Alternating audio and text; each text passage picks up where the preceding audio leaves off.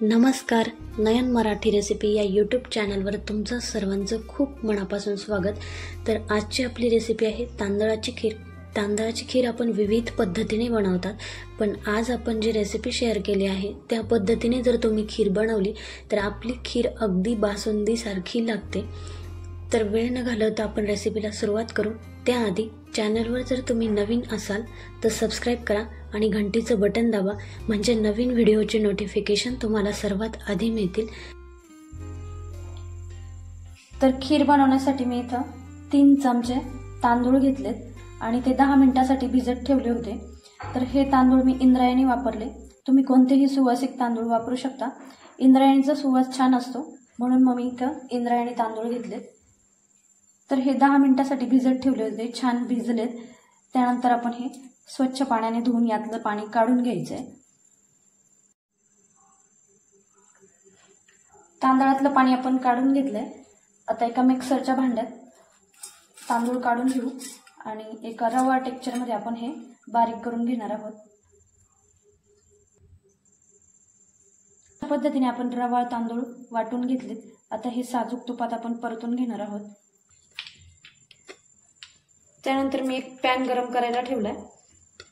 त्यात आपण साजूक तूप घालून घेतोय. तूप आपलं छान गरम झालंय. त्यानंतर आपण हे तांदूळ यात परतवून घेतोय.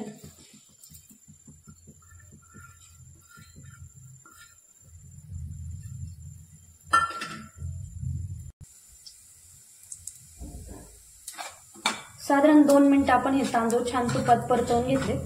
थोडंसं तूप कमी वाटलं होतं, मी अजून एक चमचा तूप टाकून घेतलंय. त्यानंतर आपण यात घालतोय ड्रायफ्रूटचे तुकडे. काजू आणि बदाम मी तुकडे करून घेतले होते, ते आपण यात तळून घेतोय. काजू बदाम तळून घेतले की ते दाताखाली छान कुरकुरीत लागतात.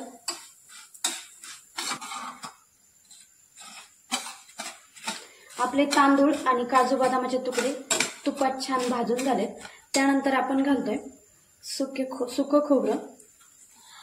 तर हे खोबरं मी किसणीने किसून मिक्सरला बारीक करून घेतलंय, म्हणजे ते दाताखाली येत नाही. त्यामुळे आपल्या खिरीला छान बाइंडिंग येतं. हे खोबरं छान तुपात 2 मिनिटासाठी आपण फ्राय करून घेतोय.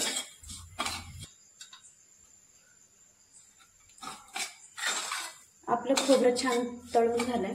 त्यानंतर आपण यात घालतोय दूध. हे दूध मी गरम करून घेतलंय आणि थोडंसं थंड केलंय. दूध घालताना आपण साईसह घातलंय, म्हणजे आपल्या खिरीला छान क्रीमी टेक्स्चर येतं. खिरीत आपण दूध घातलंय. दूध घातल्यानंतर एक 5 मिनिटं खिरीला छान उकळी येऊ द्यायची, म्हणजे तांदूळ खिरीमध्ये छान शिजले जातात. तर 5 मिनिटानंतर आपल्या खिरीला छान रंग आलाय आणि तांदूळही छान शिजले.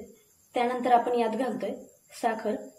तर तुम्ही वाटी बघू शकता, मी अर्ध्या वाटीला थोडीशी वर साखर घेतली आहे. आवडीप्रमाणे साखर घेऊ शकता. यात आपण पेढे घालणार आहे, त्यामुळे साखरेचं प्रमाण कमीच ठेवायचं.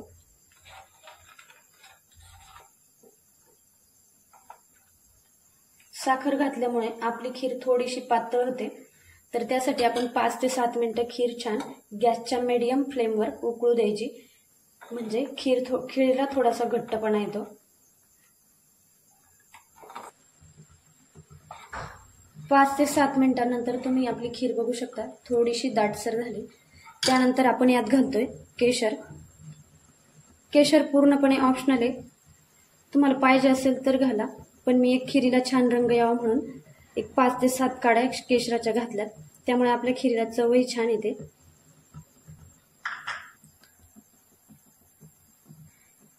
त्यानंतर आपण यात घालतोय पेढे. पेढे तुम्ही अवश्य घाला, कारण आपली खीर खूप छान लागते. अगदी दाटसरपणाही खिरीला येतो. पेढे टाकल्यानंतर एकदा छान हलवून घ्यायचे.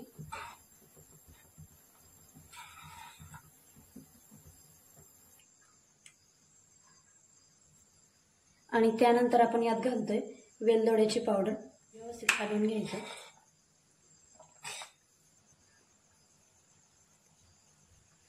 आणि त्यानंतर मी यात 1 चमचा साजूक तूप घालून घेते. आपण तांदूळ भाजण्यासाठी 2 चमचे तूप वापरलं होतं. आता 1 चमचा आपण घालून घेतलाय.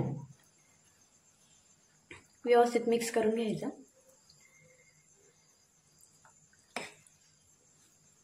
खिरीला शेवट तूप घातल्यामुळे आपल्या खिरीवर तुपाचं छान तरंगण येतं आणि दिसायला खीर खूप छान दिसते.